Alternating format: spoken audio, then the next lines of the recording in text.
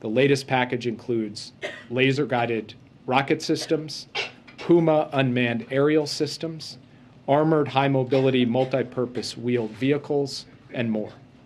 Material is arriving every single day, including today, from the United States and our allies and partners. And we will have further announcements of additional military assistance in the coming days. We are working with the Ukrainians, as I said, to identify solutions to their priority requests.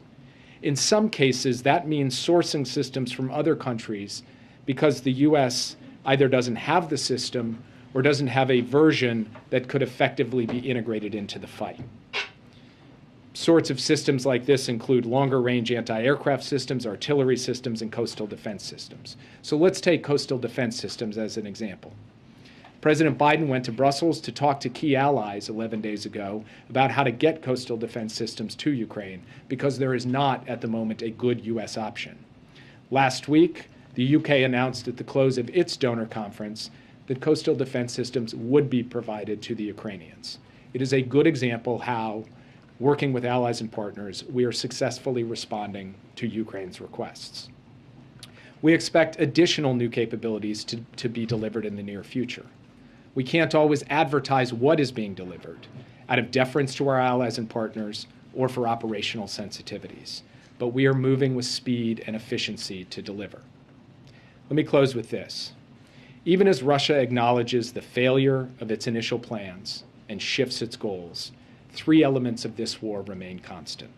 First, Russia will continue to use its military to try to conquer and occupy sovereign Ukrainian territory. Second, the Ukrainian military and people will continue to effectively and bravely defend their homeland. And third, the United States will stand by them for as long as it takes. Russia has tried to subjugate the whole of Ukraine, and it has failed. Now it will attempt to bring parts of the country under its rule. It may succeed in taking some territory through sheer force and brutality. But no matter what happens over the coming weeks, it is clear that Russia will never be welcomed by the Ukrainian people. Instead, its gains will be temporary as the brave Ukrainian people resist Russian occupation and carry on their fight for an independent, sovereign nation that they so richly deserve. And with that, I'd be happy to take your questions. Yeah.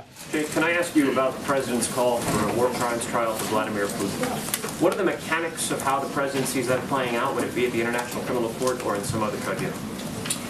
So we have to consult with our allies and partners on what makes most sense as a mechanism moving forward. Obviously, the ICC is one venue where war crimes have been tried in the past, but there have been other examples in other conflicts of other mechanisms being set up. So there's work to be done to work out the specifics of that.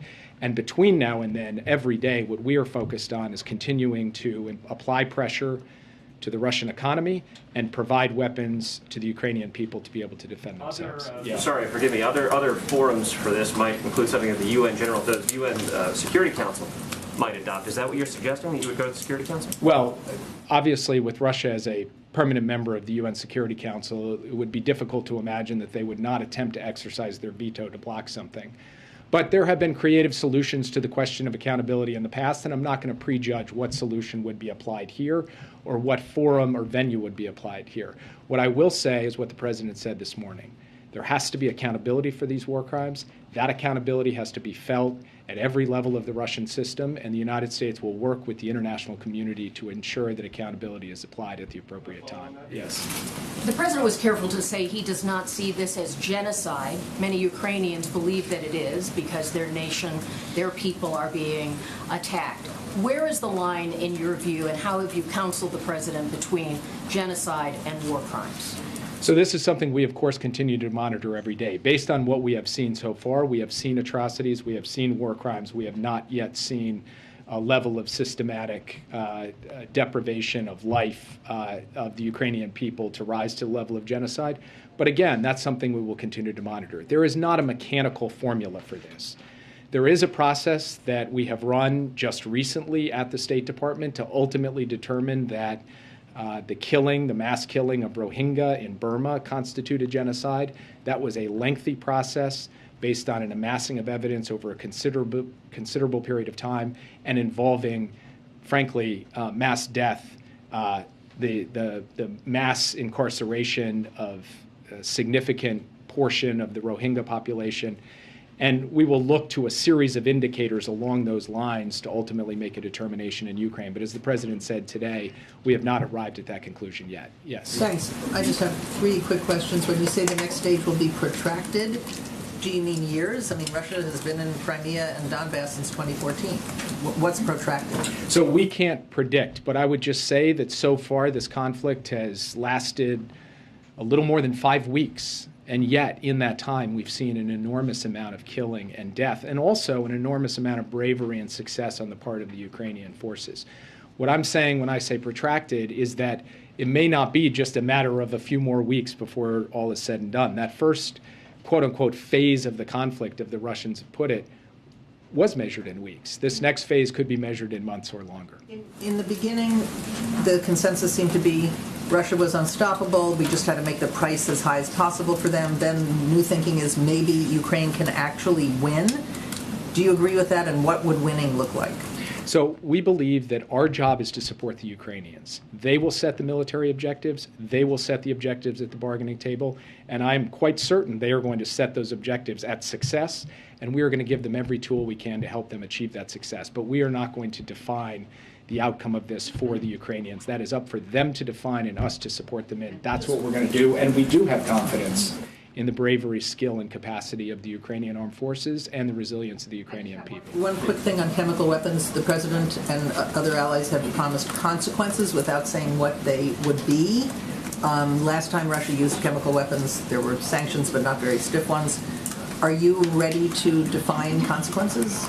So I'm going to say the same thing I've said from this podium that the president has said from a podium down the hall in this same building, which is that Russia will pay a severe price. We have communicated to them directly. We have coordinated with our allies and partners, and I'm not going to go further in terms of the specifics here today. The administration initially did not call this war crimes, and eventually they did after what they saw on the ground. Do you think that's going to be the case with calling it a genocide?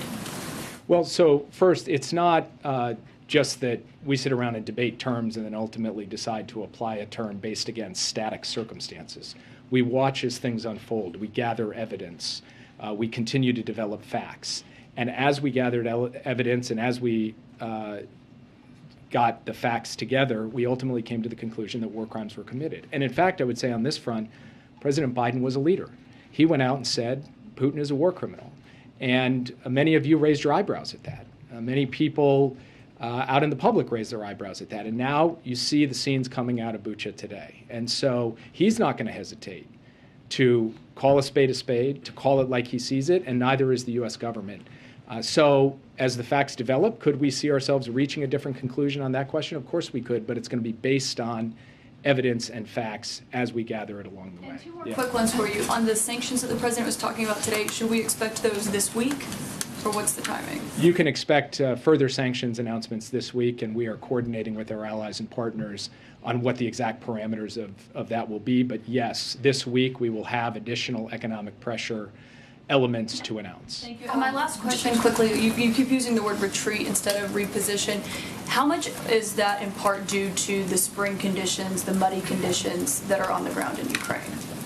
The reason I use the phrase retreat is just kind of quite simple common sense. It's not some fancy technical military term. It's a term that all of us understand, which is if you run pell-mell for an objective and you get stopped and then you start to get beaten back and then you withdraw, you pull out, that's what I would call a retreat. That's what happened to the Russians in Kyiv. They attacked Kyiv, they failed, they started to get beaten backwards by the Ukrainian military, and they ultimately retreated back across the border into Belarus. Now, with those forces, as I said in my opening comments, they are not intending to stand pat. They are going to reposition those forces to go after a different objective, a scaled-down objective, but nonetheless a dangerous and disturbing objective, which is to conquer and occupy territory in eastern Ukraine. And now it's our job to help the Ukrainian people have the tools they need to be able to stymie that objective. That is what we're intent on doing at this stage. Thank you. I know you're not willing to call it a genocide, but does the U.S. government have information that you can that you can use to independently corroborate Ukraine's allegations about atrocities in Bucha? So we have obviously got access to a lot of the information that you all have. We also have information that the Ukrainians have provided us directly, and we will also work with fact finders, independent fact finders, as we go forward to get to a level of documentation that allows us to help build very strong dossiers of evidence for war crimes prosecutions, and that is what we intend to do. Now, on the question of the genocide determination, obviously we will continue on a daily basis to have consultations with the Ukrainians to reach determinations, and if at some point we reach the judgment that there in fact has been a level of atrocity, a level of killing, a level of intentional activity that rises to meet our definition of genocide, we'll call it for what it is. We have never hesitated to call out the Russians for what they have done in Ukraine, and we will not start now. Sorry, one quick question on France, Jake. They have suggested that a hefty EU-wide tariff should be imposed as opposed to a blanket ban on Russian energy imports into the EU. Does the U.S. support that, and will that be part of what you're planning to do next in terms of sanctions? We are having conversations as I stand here at this podium with senior officials in the main European capitals as well as in Brussels on the full range of sanctions options, including sanctions options or pressure options that relate to energy. I'm not going to negotiate that out at this podium. We want to make sure that we're able to pull together a consensus along with the rest of the European Union. The Kremlin is denying the images out of Bucha, saying that they don't show any kind of apparent execution. What is the U.S. doing to try and expose Russia's actions to its own citizens? I mean, what can we do to sort of fight this information war? Well, first, I would note that the Kremlin is working overtime to close down the information space inside of Russia, which is not exactly the action of a strong and confident government that feels really good about the story that it would be telling if it were allowing independent news sources to come in. Second, we are, of course, supporting through a variety of means the provision of information about these atrocities and about the entire effort by the Russians to unjustly and unlawfully invade a sovereign neighboring country, not just to the Russian people, but to people everywhere. We will continue to do that. And just to be clear, is it your sense that the atrocities that we're seeing in Bucha are based on orders coming from Putin or his senior military officials, or is there a chance here that this is sort of Russian forces acting on their own, and is there even a distinction?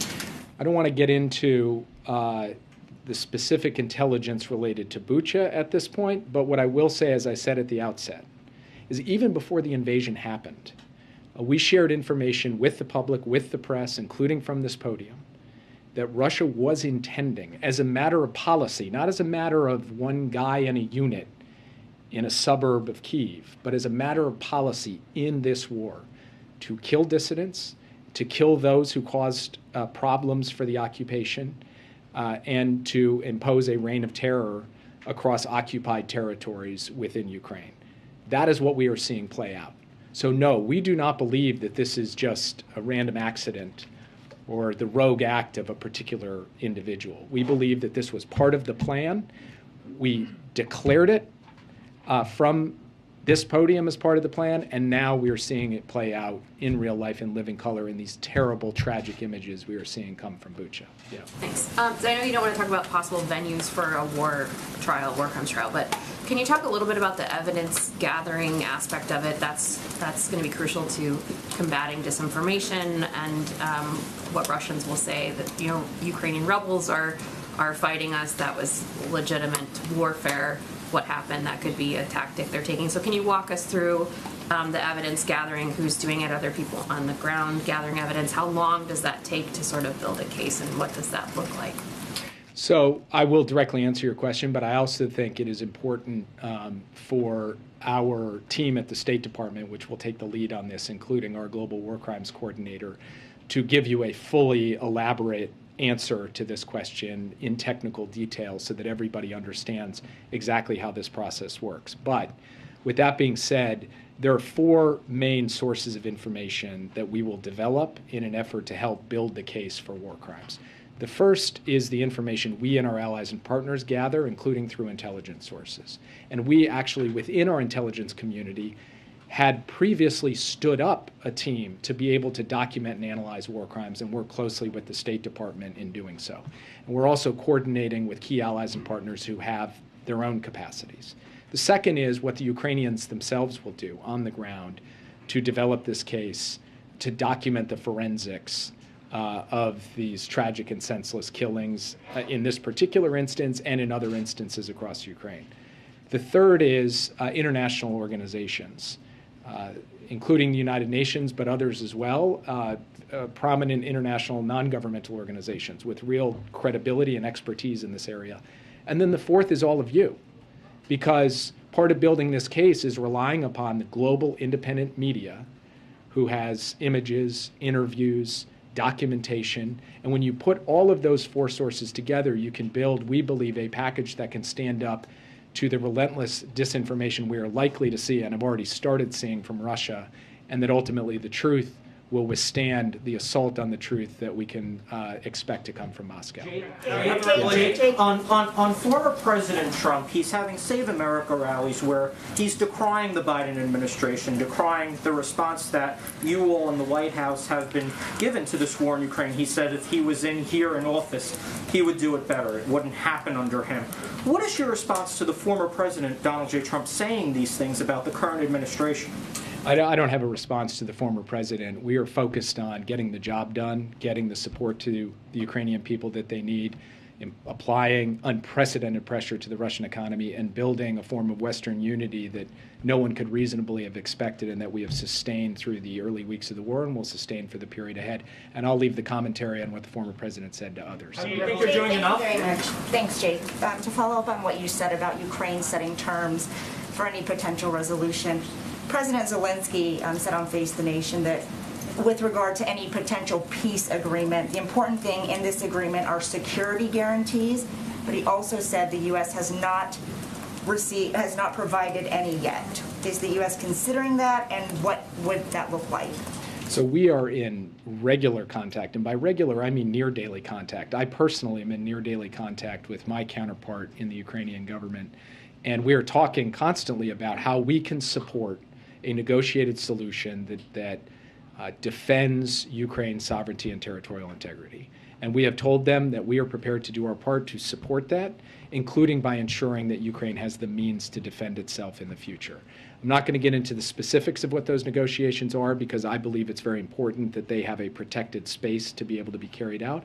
But you can rest assured that the United States is actively working in consultation with Ukrainians to support their efforts at the peace table. And then a question on the sanctions. You just said that you're under no illusions that Russia will adjust its target. So what function will an additional sanctions package have when you announce it? So I would say two things about the sanctions. One is that sanctions are intended to impose costs so that Russia cannot carry on these grotesque acts without paying a severe price for it.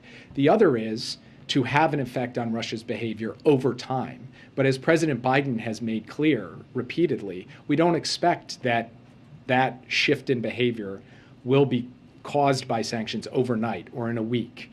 It will take time to grind down the elements of Russian power within the Russian economy, to hit their industrial base hard, to hit the sources of revenue that have propped up this war and have propped up the kleptocracy in Russia.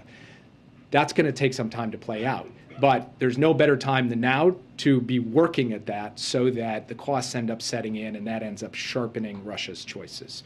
So sanctions are not alone going to solve any of these problems, but they are a critical tool in ultimately producing a better outcome to this conflict than it would otherwise be produced. Have the revelations about Bucha prompted the administration and its allies to reconsider what kind of military assistance they provide to Ukraine? Are tanks now part of potential transfers that could be provided to the Ukrainian military? So I'm not going to get into certain specific systems because, as I said at the outset, there are operational sensitivities and the sensitivities of our allies and partners for why we wouldn't speak about a particular capability like tanks. But I will say this. Even before Bucha, the United States was working with Ukrainians on every item on its priority list and how we could go ahead and ensure that that could be provided to them. The only capability that we have discussed with them where there has been a difference in perspective that has been played out in living color in this podium many times over has been the question of direct facilitation from a U.S. airbase in Germany into contested airspace over Ukraine of MiG-29s. Otherwise, before Bucha, we were working with them on a wide range of capabilities, including some capabilities that people here were writing we weren't prepared to provide. That wasn't right. Now, it's hard for me to correct the record in every case because for very good reasons, some of these systems we cannot advertise. We cannot talk to you all about. But what I want to make clear, as I said at the outset, is the extent and depth of effort to acquire and transfer a variety of advanced weapons capabilities is extraordinary, it is unprecedented, and it has been ongoing from well before the terrible images came out. The International Criminal Court is one of the reasons why the U.S. is considering alternate venues because the U.S. is not a signatory. And does that undercut the U.S. push to hold Putin accountable with a war crimes trial of some kind when the U.S. is not a signatory to the International Criminal Court? The U.S. has in the past been able to collaborate with the International Criminal Court in other contexts, but despite not being a signatory. But there's a variety of reasons one might consider alternative venues as well beyond the specific relationship between the U.S. and the ICC. Most importantly, this is not a decision the United States is going to make by itself. We're not going to make the call out of Washington for the appropriate venue for accountability. That is going to be done in consultation with allies and with partners around the world, and I don't want to prejudge those conversations. They're ongoing.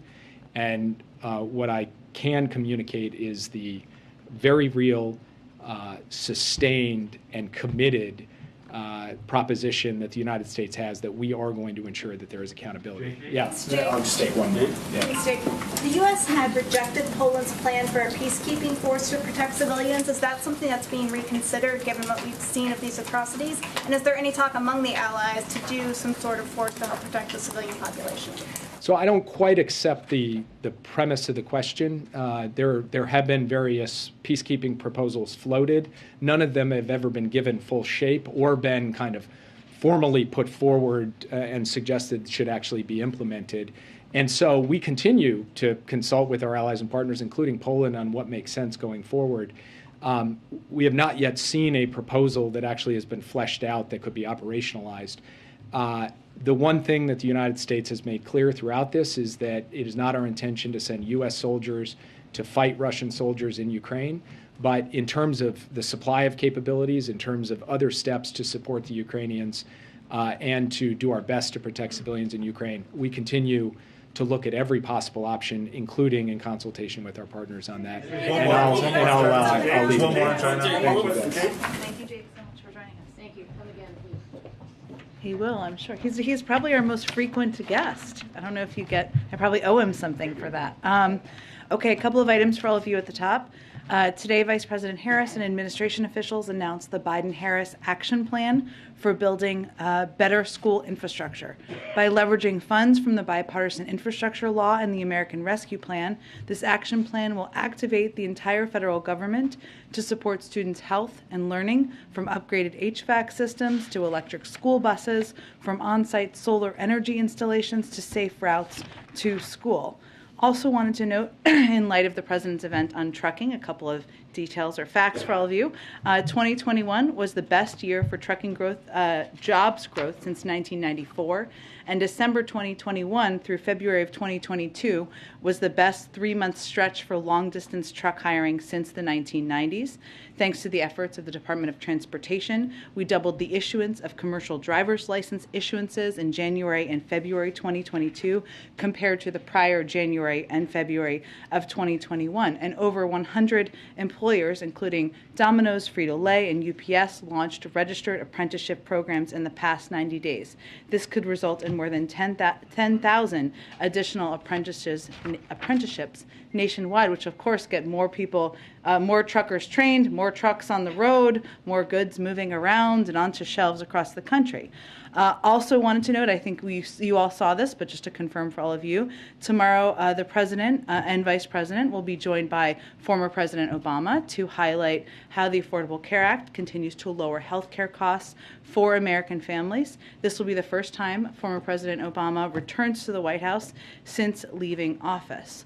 Since we've taken office, since President Biden has entered office, we've taken big steps to reduce health care costs and expand access to health care for the American people. And how President Biden and former President Obama both see the Affordable Care Act is an example, a shining example of how government can work for the American people. Not only did it ensure that millions of people had access to affordable health care, but it has been an opportunity to build on that and make changes and make improvements over the course of time, which of course is what they will talk about tomorrow. But even since the president took office, through the American Rescue Plan, we lowered premiums for 9 million Americans, the biggest expansion of affordable health care since the ACA. We've made affordable health coverage more accessible during the pandemic through the opening of the special enrollment period, which enabled nearly 3 million Americans to have access to newly sign up for coverage under the ACA. And President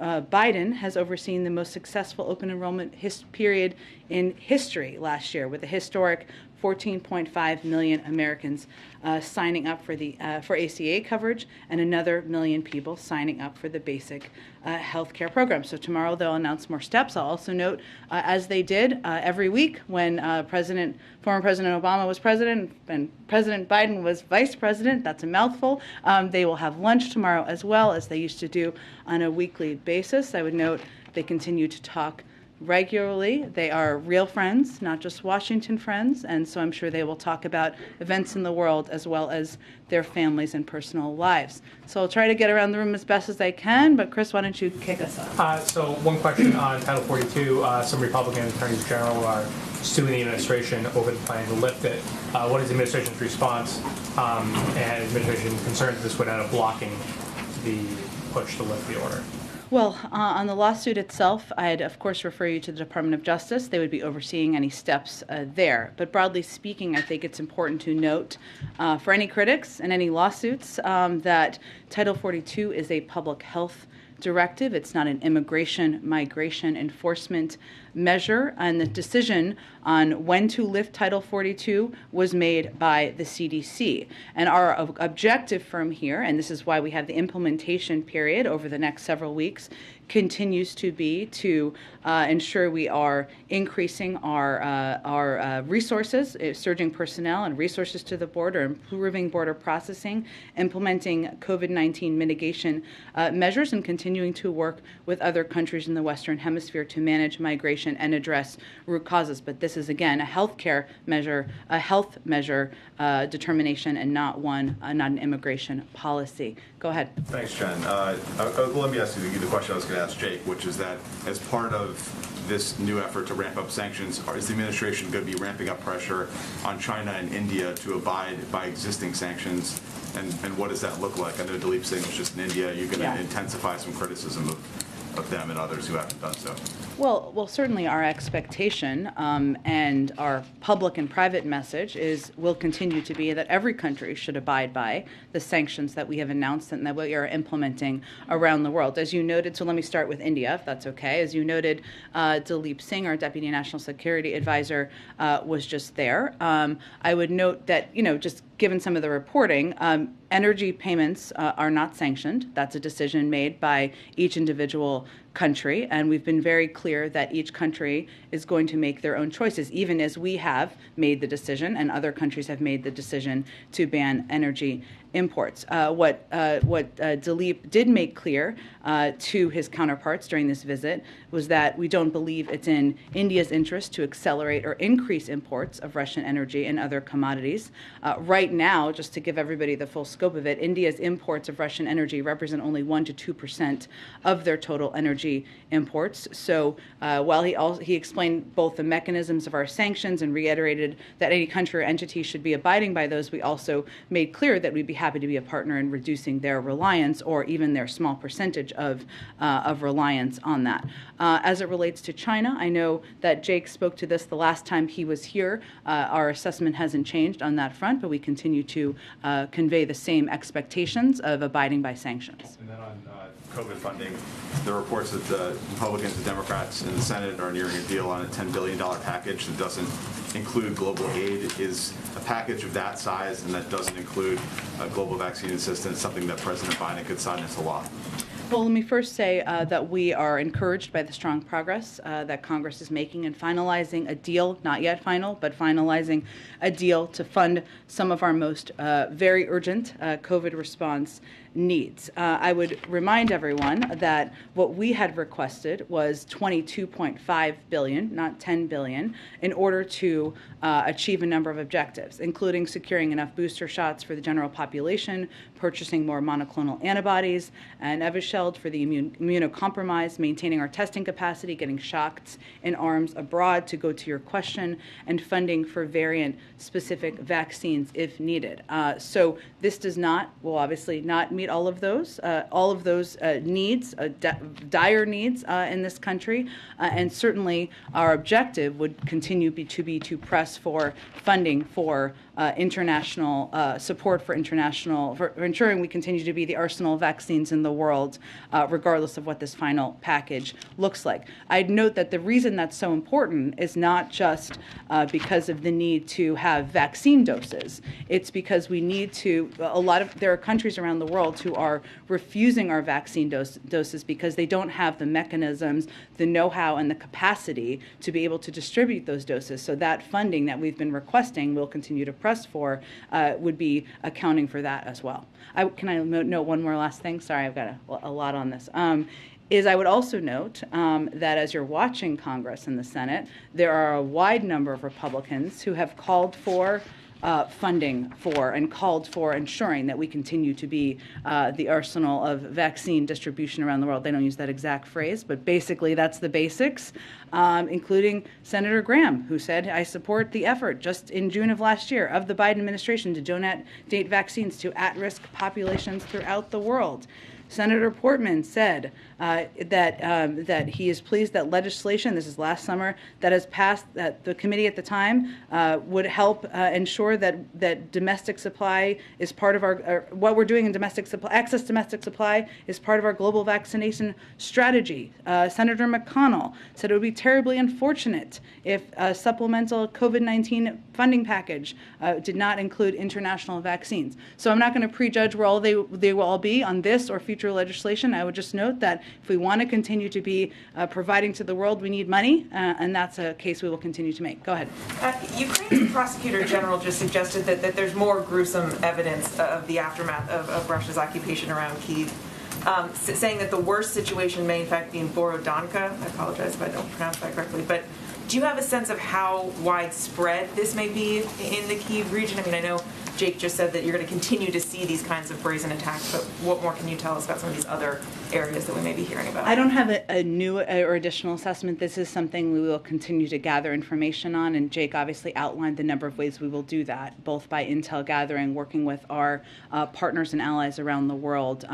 But I would also note, Mary, to go back to your earlier question, that the fact that we're seeing these horrific images from Bucha around the now around the world, thanks to all of your broadcasts and many global broadcasters. I mean, we have access. There's access to this area. There's not access to a lot of the areas around Mariupol and other areas of Ukraine where we have not even begun to see the impact of the atrocities and the impact of what, as Jake said, President Putin and the Russians made clear they were intending to do from the outset of the war. So while I don't have additional assessment, I would just note that we should brace ourselves for what we may see as we gain greater access and learn more about what atrocities they've implemented. Go ahead. Thank you. The U.S. ambassador to the UN says that tomorrow she's going to go to New York and seek Russia's suspension from the Human Rights Council.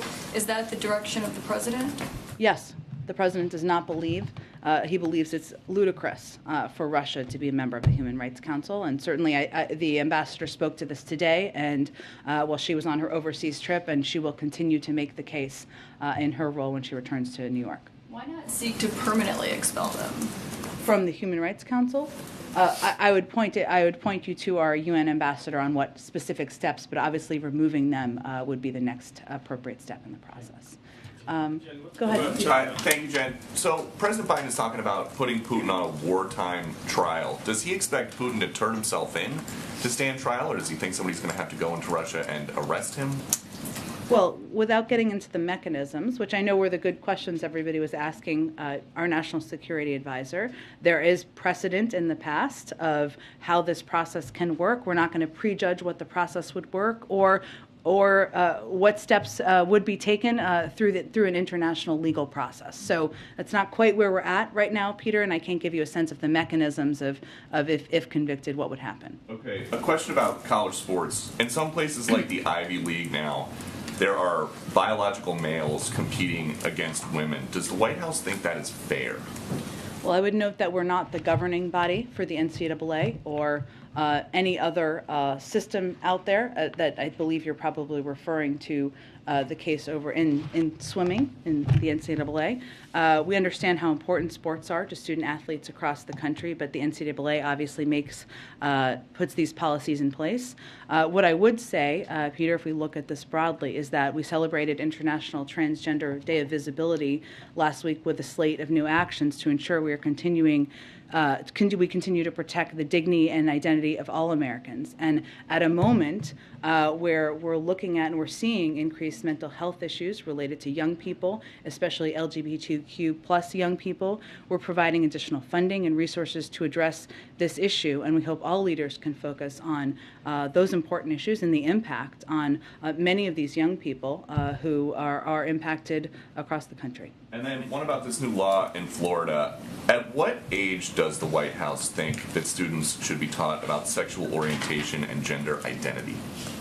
Well, I would say, first of all, Peter, we have spoken to the Don't Say Gay bill in the past, I believe is what you're referring to, and made clear that as we look at this law, what we think it's a reflection of is politicians in Florida propagating misinformed, hateful policies that do absolutely nothing to address the real issues. The Department of Education is well positioned and ready to evaluate what to do next, and its implementation, whether its implementation violates federal civil rights law. But I would note that parents across the country are looking to national, state, and district leaders to support our nation's students, to ensure that kids are treated equally in schools, and that is certainly not, this is not a reflection of that. And so just the last one.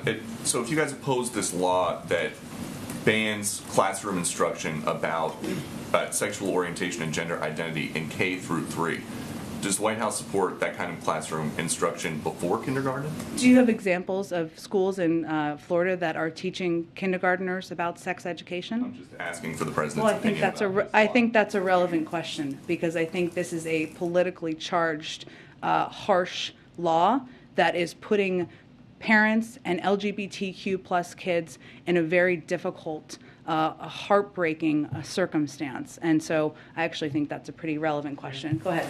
On the Ukraine atrocities, Jake referenced some of the images that all our news organizations have been gathering. Is the administration able to gather other and document other cases that you have assembled that we may not be aware of in terms of this collection of data on war crimes, rapes, murders, things like that we have not yet seen? Is there more data? On the ground, you mean? Yes. So I'm sure you've seen, Kelly, that the EU announced their intention to send a team there, which obviously hasn't happened yet, but that was an announcement made earlier today. Certainly through intel gathering, we likely do have access to different types of information. We've declassified a range of information over the course of time, which I would expect we continue to do. We will continue to do. Right now, I can't give you an assessment of what we may know that you don't know, but I would just say and reiterate what Jake said, which is we're going to use every tool at our disposal we can. Some of that is through intel channels. Some of that is, of course, working with our counterparts around the world to gather as much data and information as we can. It is difficult, to go back to an earlier question, given that we need access, or even our European friends and partners need access to gather, but it is vital, it is important, and we are going to do everything we can to support those efforts from here.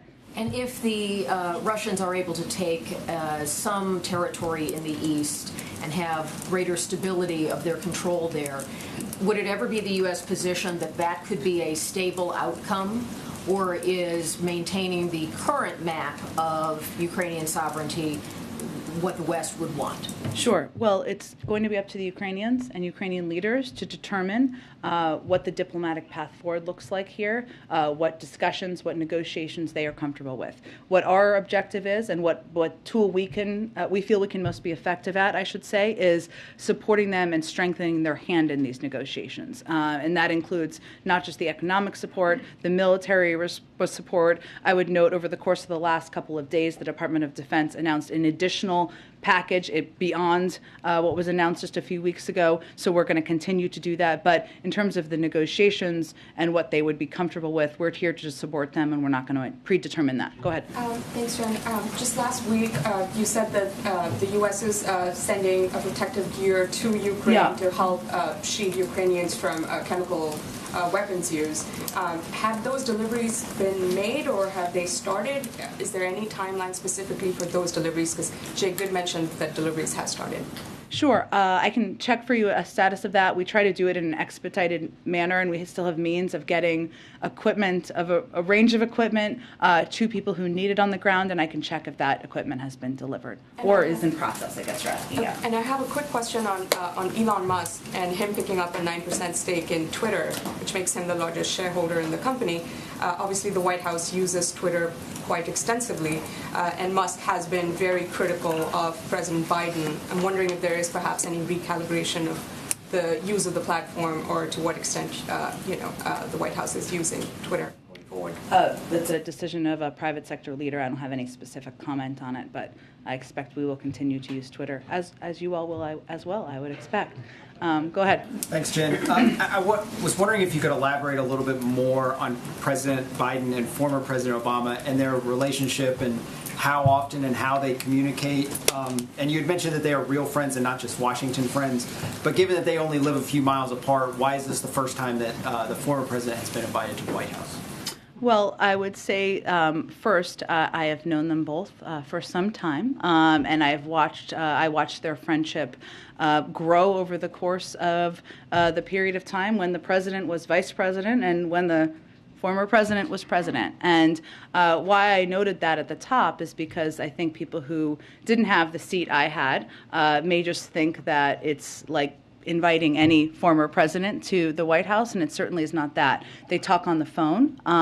They do that on a regular basis. I'm not going to give you the number of times they've had conversations, but I would note they consult on a range of issues, but also about their families and things happening in their personal lives. And, it's not a relationship of obligation. It's one where they developed a deep and close friendship through the course of their time serving together, and that has continued. And tomorrow is, of course, exactly the right time to have the former president come here, given this is one of the proudest accomplishments that they worked on together, they shared together, and it is emblematic of their shared view and belief that government can work for people, and it can work for the American people. And this is an example of building on a success from more than 10 years ago and making it better over time. So, and I suspect that former President Obama will be back when there is a portrait unveiling, and perhaps for other engagements here as well in the future.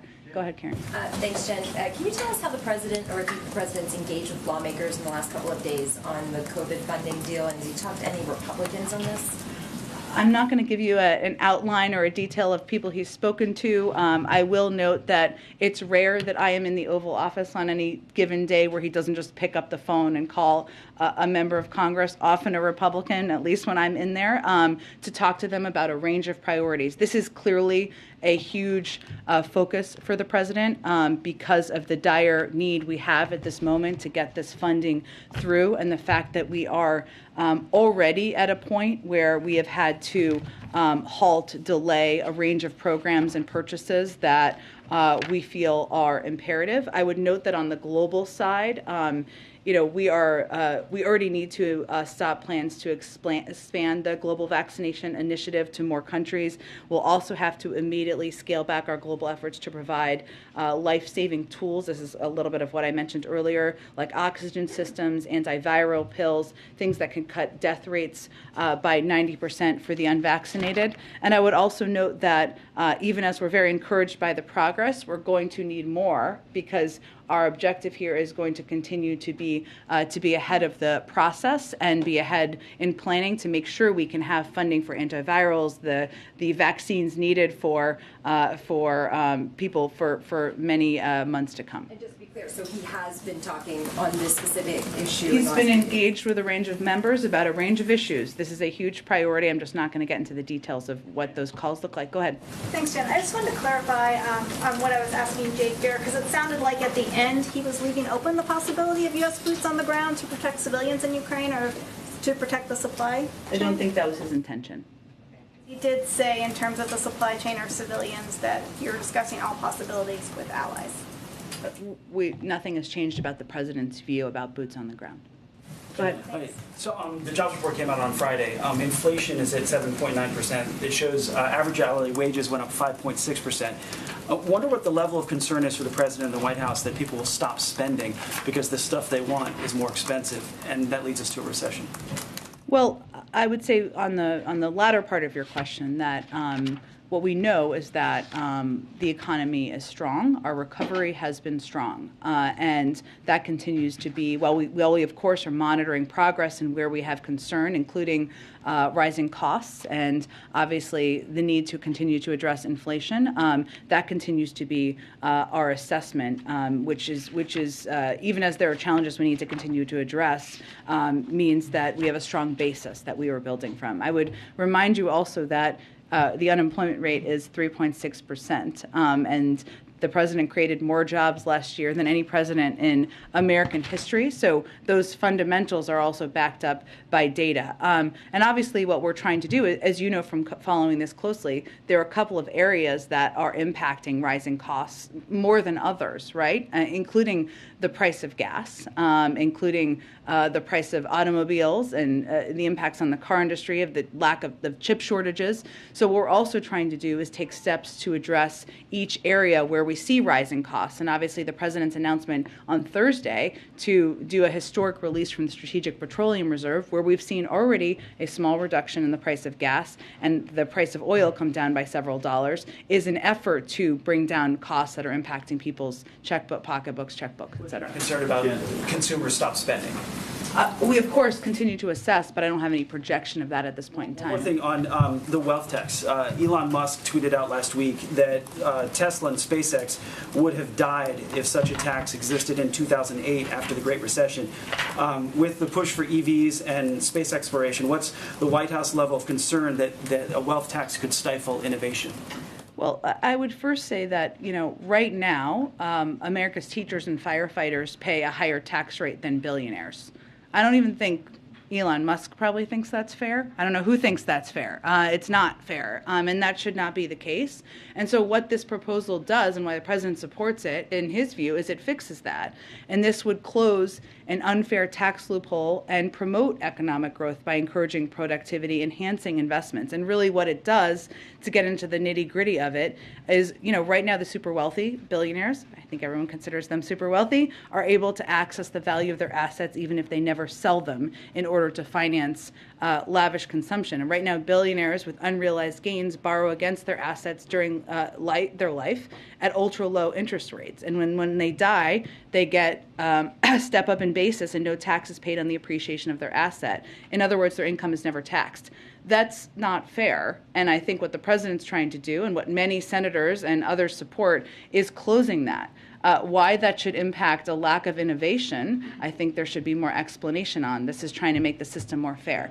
Go ahead. Oh, sorry, Vijay, I'll come back to you. Go ahead in the middle. Thank you, Jen.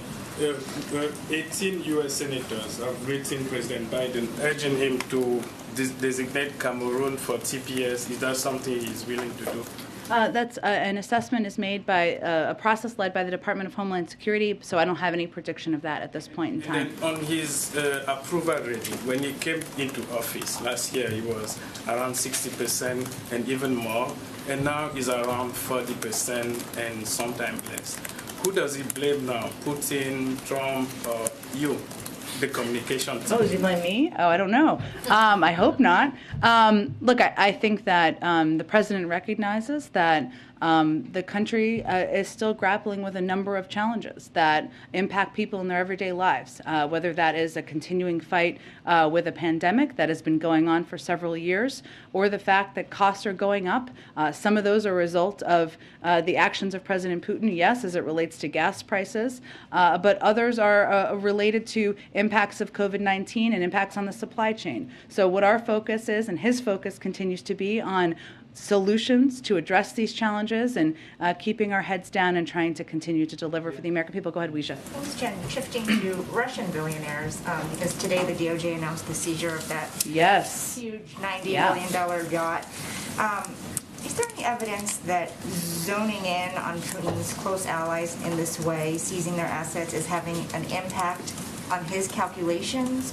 And if not, what is the end goal here to try to apply pressure to Putin himself? Well, I think it's not the only approach we're taking, right, Weijia? But it is one of the steps that we have, our national security team determined from the beginning would hopefully be effective on putting necessary pressure on. That includes significant consequences we have implemented on the Russian economy, but it also includes going after people who are in the inner circle and are close where their actions have warranted that, including Russian oligarchs. But it is not our expectation is not that one component is going to lead to a direct change. These are just a range of pressure points, and we're going to use all of them that we possibly can.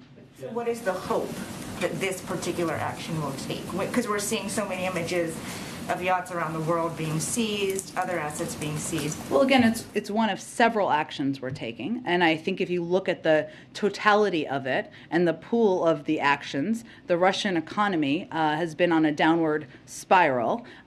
There are businesses, private sector businesses around the world have pulled their business and their investments out of Russia. They are isolated from the world. The oligarchs are isolated from the world. All of these are meant to be consequences and meant to, of course, impact the calculation over the longer term. Just one quick one on the president's announcement last week about the strategic supply of oil. Yep. So, you know, the crude prices came down. We saw that almost right away. But how long do you expect that Band-Aid will hold if OPEC does not also agree to ramp up production, which it has not so far? Well, here's how you should look at it.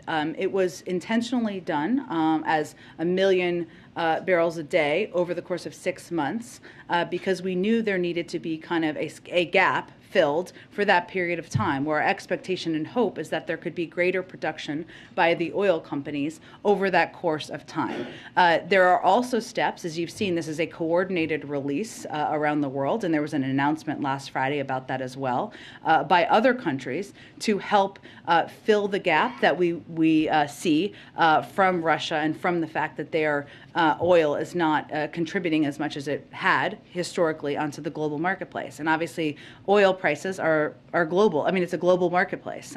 So we're already seeing, as you said, a reduction, but this is meant to be a 6-month effort to kind of bridge the gap in many ways for that period of time and ramp up production in a range of ways. Yes, you referenced OPEC Plus, but also other countries last Friday announced their plans and their intentions to release more oil to help meet the supply needs on the market. That's what we're intending to do here, and we're going to continue to look at many ways to achieve that objective. Go ahead.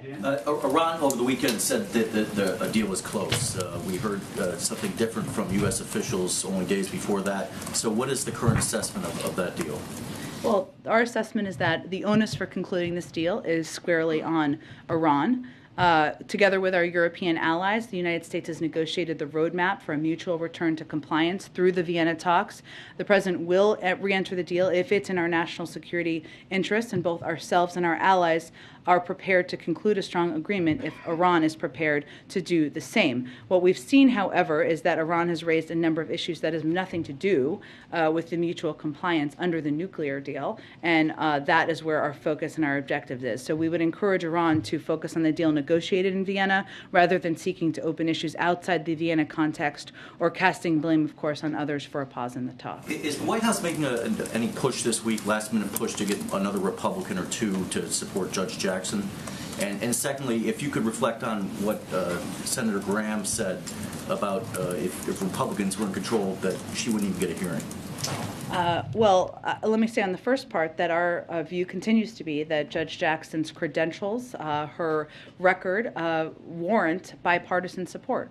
We've seen some of that to date, but certainly we're going to continue to work the phones up until the last moment here, but I can't make a prediction for you on what the end result of that will be. I would say on Senator Graham's comments, I think the best questions are probably posed to Senator Graham. I would remind you all that he has previously voted for Judge Jackson when her record and her credentials were exactly the same as they are today. So it seems like there's more questions that could be posed to him. Go ahead.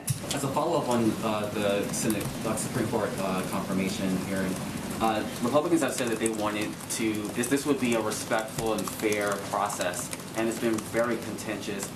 Given Senator Graham's comments, what do you think is the nature of the Supreme Court as we look ahead for future, not just this Supreme Court nominee, but for future nominations, given the contentious comments from Senator Graham?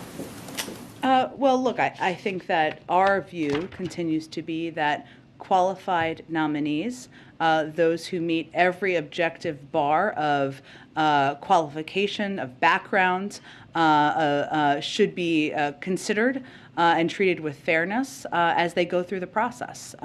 That's how President Biden is going to continue to operate, and that's how we would expect every member of the Senate to continue to operate. So obviously his comments are disappointing, but our focus needs to continue to be on supporting Judge Jackson and her path to the Supreme Court. Go ahead. Thanks, Jen. I wanted to ask two questions, one about refugees and one about the Supreme Court. Sure. On refugees, the 100,000 number that the president put out when you all were in Europe. Yeah. Can you talk about how you arrived at that number and at what preparations are being made at this point to accept those refugees? I haven't seen the State Department really put out a lot of detail yet. Yeah, I expect we'll have more soon, and I think the understandable questions are kind of the prioritization and how the process will work and what the models will be. All very good questions, and we're just working through the final pieces of the policy process at this point in time. In terms of the number, it doesn't mean we will reach that number. As you know, while there have been a startling number of refugees, individuals who have been kicked out of their homes because of the Russian invasion of Ukraine. The vast majority of them want to stay in neighboring countries, and that continues to be our expectation. But this is just an effort for us to play a role beyond the historic amount of humanitarian assistance and support we're providing to neighboring countries to ensure that we can find a pathway for those who want to come to the United States to come here too. But we're still finalizing the policy details, and hopefully we'll have more soon on that for you. I wanted to ask one more on the Supreme Court. Yep. President Biden was asked last week about Justice Clarence Thomas. I believe he said something, or he said it was up to the Justice Department or the January 6th committee on whether Justice Clarence Thomas would recuse himself from any of those cases, those being the January 6th cases. Judicial ethics mean that the Supreme Court justice generally makes his own decision on recusals. Does the president still agree with the view of the Justice Department or January 6th committee should decide? Has he taken a position at this point on whether Justice Thomas should recuse himself? That's a decision up to the Supreme Court. We don't have an additional position from here. Go ahead. They were friends from the time they were on Foreign Relations Committee together.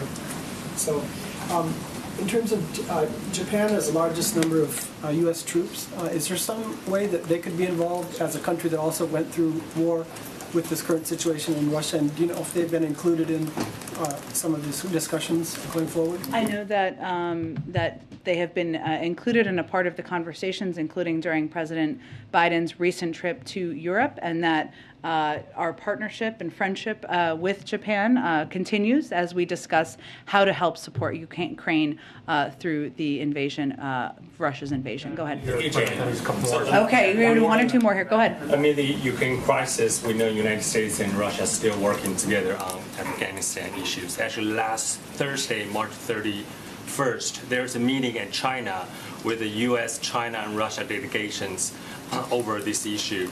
Can you describe the working relations between U.S. and Russia on this meeting, and what's China's role on it? Do you worry China might take advantage of the tension between U.S. and Russia right now? And just so I make sure I'm unpacking your question, what you're asking about a meeting on Afghanistan between Russian, U.S. and Chinese officials. Yes. I would really point you to the State Department. I'm happy to get more details on it and see. I would note that Russia and China are both members of the P5+1, and obviously we're continuing to pursue a diplomatic deal there as well. So there are other examples of us working even as we are horrified by the atrocities in Ukraine. Okay, last one. Thank you, Jen. Moments ago, you said that it was ludicrous that Russia would be allowed to sit on the UN Human Rights Council. I'm wondering if the president wants to see China remain on that Human Rights Council as well, given that his administration has already made a determination that China's engaged in genocide against the Uyghur people. Well, our focus right now on the international stage on this question is on Russia, given the invasion of Ukraine and given what we're seeing, the photos from Bucha, others that we may see in the future. Obviously, we will continue to press publicly and privately where we have concerns about human rights violations, including as it relates to China. Thanks so much, everyone.